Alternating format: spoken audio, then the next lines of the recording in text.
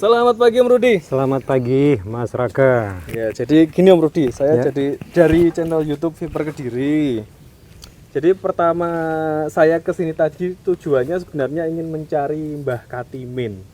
Mbah Katimin itu adalah sosok pini sepuh yang ada di hutan Klotok ini. Kawasan Klotok ya. Terus kebetulan tadi di jalan ketemu jenengan, jadi kaos yang sebenarnya untuk Mbah Katimin itu Ini saya kasihkan ke jenengan. Terima kasih. Ya, Ini jadi bisa satu kehormatan.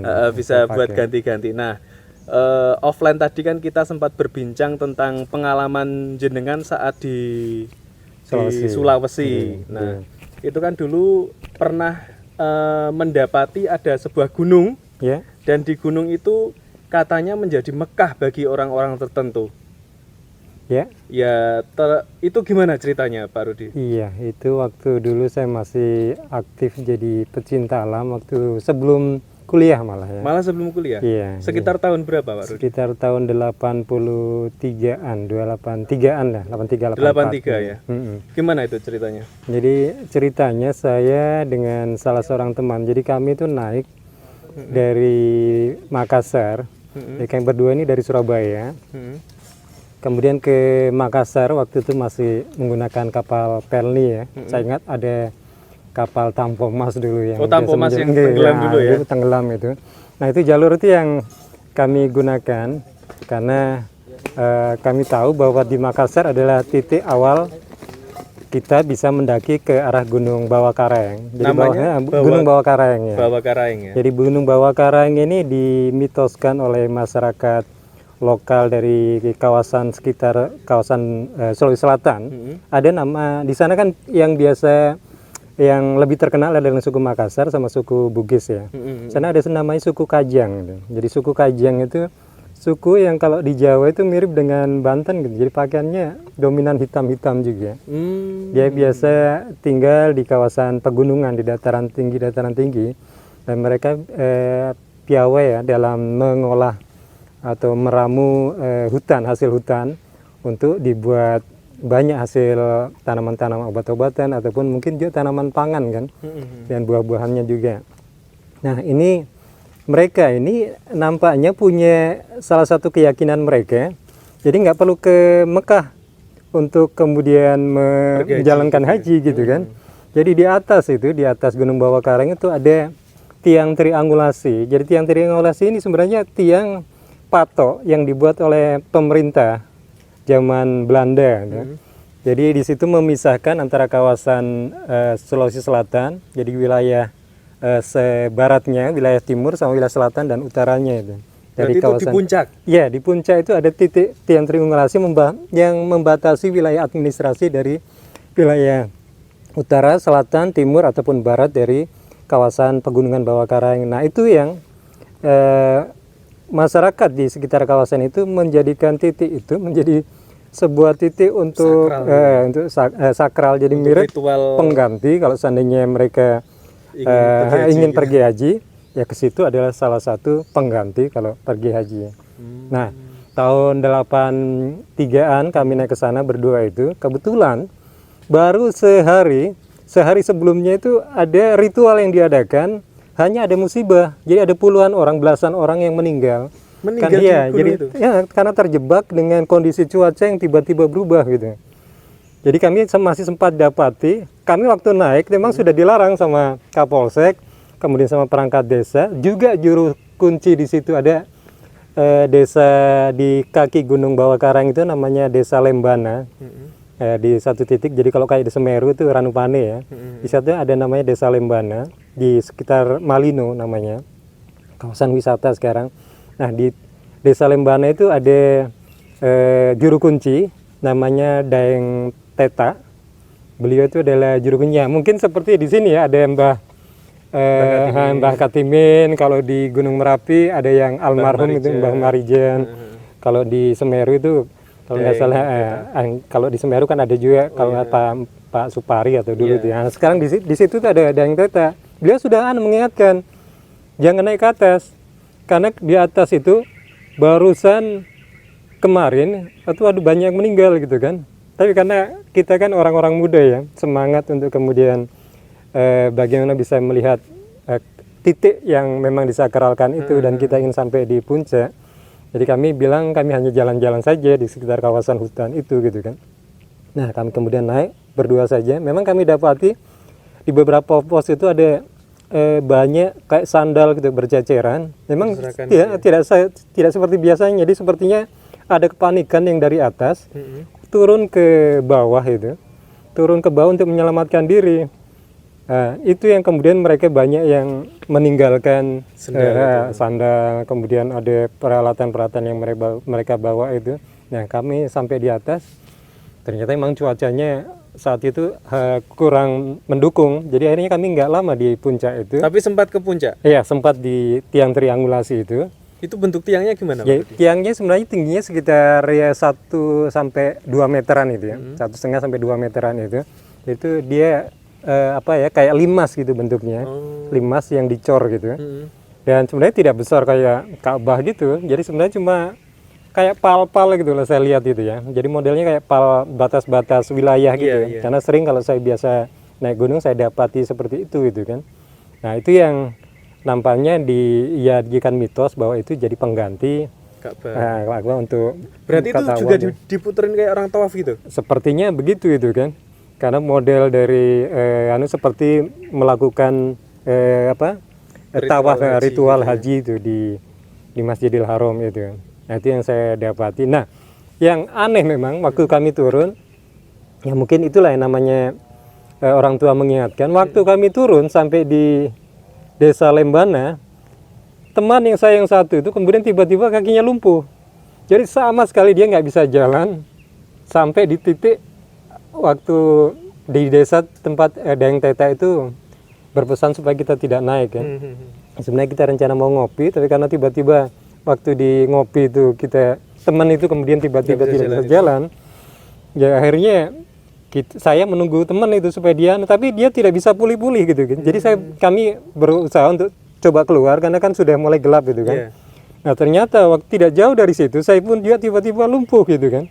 Saya juga lumpuh gitu. Jadi sempat kita itu merangkak gitu kan, merangkak jalan tuh keluar ke jalan besar, mencari kan tidak ada kendaraan lagi kan karena sudah gelap gitu. Jadi kita merangkak sampai di jalan besar, antara yang menghubungkan antara Malino sampai kawasan Sinjai itu kalau tidak salah. Berapa kilometer? Itu mungkin sekitar 4 kiloan, 4 kilometer ya. Merangkak? Iya, 4-5 kilo lah kita merangkak di situ, naik turun, kemudian ngikuti ada sungai gitu kan. Sungai deras yang kita lewati di situ. Nah, itu yang juga jebur ke sungai berarti? Tidak, jadi ada kayak semacam jembatannya gitu. Itu yang kita lewati. Saya lihat teman ini kayaknya memang sudah susah payah, makanya saya berusaha keluar dulu untuk kemudian minta tolong kalau seandainya kemudian ada kendaraan ya. Berarti temennya juga ikut di belakang atau di belakang saya karena dia nggak mampu untuk kemudian tenaganya juga terkuras habis, jadi saya berusaha untuk saya tinggalkan dulu untuk tetap dengan merangkak tadi baru? Dengan merangkak juga gitu. Jadi sambil menyelamatkan saya dulu, kemudian supaya dapat bantuan dari orang di sekitarnya. Itu alhamdulillah sampai di sana. Kemudian ada kendaraan, tapi saya coba nunggu beberapa waktu. Kemudian teman saya tiba-tiba, ya alhamdulillah kelihatan gitu kan.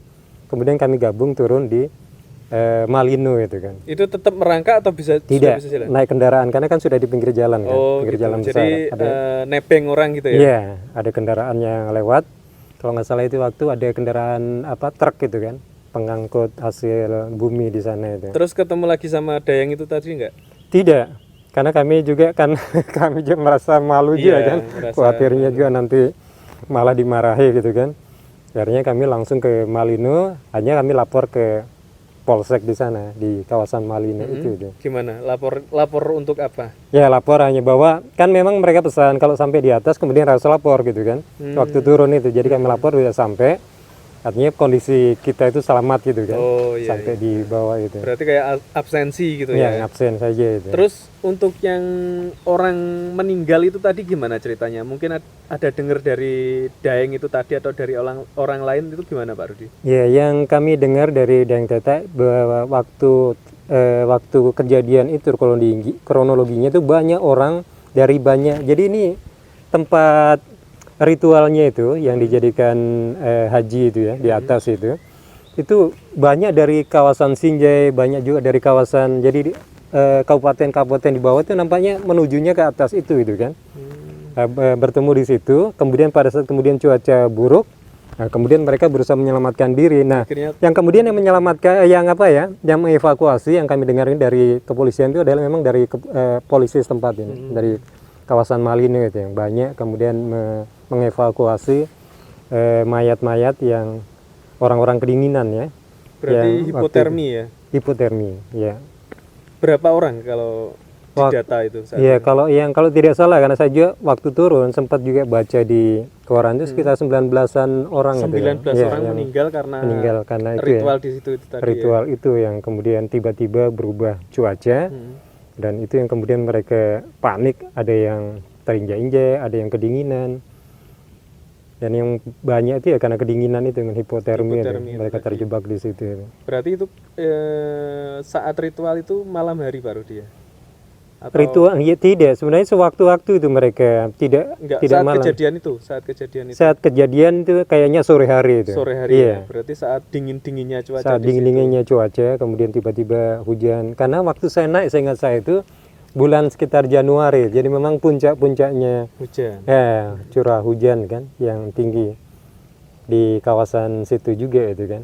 Karena memang di situ kan memang Bawah Karang sebenarnya ketinggiannya nggak begitu tinggi ya, sekitar 2000-an meter lah, 2000-an meter. Tapi karena Sudah puncak ya itu 20 Iya. ribuan meter itu. 2000-an meter itu.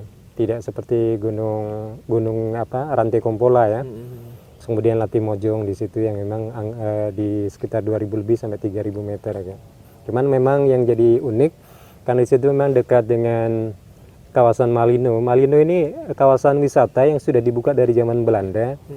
Di situ ada namanya perjanjian Bongaya. Jadi waktu Kesultanan Hasanuddin kemudian tidak mau menyerah dengan Belanda dan dipaksa untuk kemudian menandatangani perjanjian. Nah, Malino itulah tempat perwakilan dari Belanda sama dari Hasanuddin untuk menandatangani perjanjian Bongaya namanya. Berarti sejak zaman kerajaan ya. Iya, Kesultanan Hasan.